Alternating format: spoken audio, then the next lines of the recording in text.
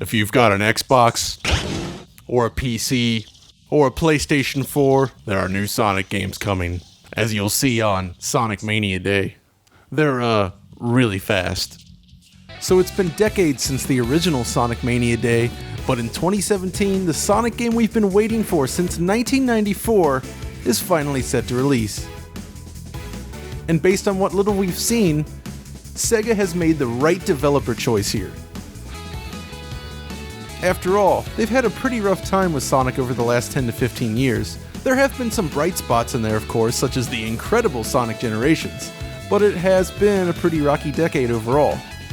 Behind the scenes, however, some fans have continued to explore the very essence of classic Sonic games. Freedom Planet, for instance, is actually one of my favorite platformers from the last few years, but it started out as a Sonic fan game. Beyond that, one of the most important figures in the preservation of Sonic has been Christian Whitehead and his remarkable retro engine. Christian would go on to bring Sonic CD to mobile and console platforms while replacing the original emulated mobile versions of Sonic 1 and 2 with updated retro engine powered iterations. Now Christian, along with partners Headcanon, who assisted on the aforementioned mobile ports, and Pagoda West Games are working on their very own Sonic game. And being a fan of classic Sonic games myself, I feel like this band of retro enthusiasts truly understands the original games in a way that even Sega itself usually doesn't. And that's why I wanted to talk about Sonic Mania a little bit today. The first thing to look at here is the core mechanics. In the classic games, acceleration, deceleration, momentum, and friction are all taken into account based on the way the player manipulates the D-pad in combination with the world positioning. It was ahead of its time back in the early 90s and retains something that few developers have managed to capture over the years. When Dimps tackled the poorly received Sonic the Hedgehog 4, for instance, one of the most glaring issues with the game centered around the poorly implemented physics. Sonic just didn't control as well as the Sonic in classic games. But when Christian recreated Sonic CD in his retro engine, the physics of Sonic were one of the most important elements to get right, and he nailed it. By studying the way the game worked, he wrote his own scripts designed to mimic the original game, and it works brilliantly. Based on these works then, I feel like it's pretty safe to say that Sonic Mania should get this all-important aspect right. Then we have the visuals.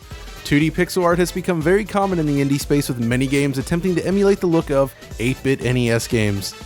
Sonic Mania does not take that approach. Instead, the retro engine is designed to produce the results we might have expected from a 32-bit era Sonic game. We see loads of animation frames, scaling and rotation everywhere, raster effects, transparency, with loads of other tricks in there as well.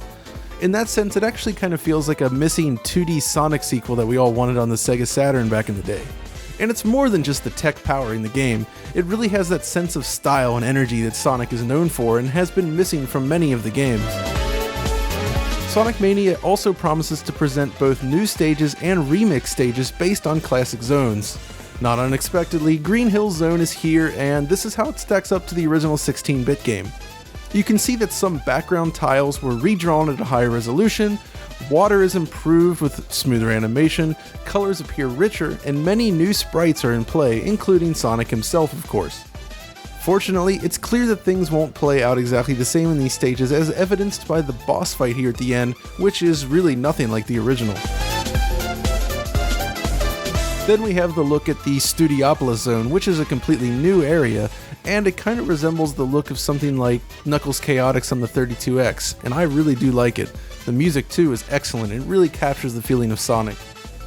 Unfortunately, there really isn't that much more to talk about right now, as there just isn't a lot of footage out there yet. What we can say is that Sonic Mania has the greatest chance of becoming a true classic game that can actually compete with the original 16-bit titles. Christian and crew understand what it takes to make a good Sonic game, and of course we'll be taking a closer look at this in the future. But that's all for now. If you enjoyed it, be sure to like and subscribe, and until next time, this is John signing off.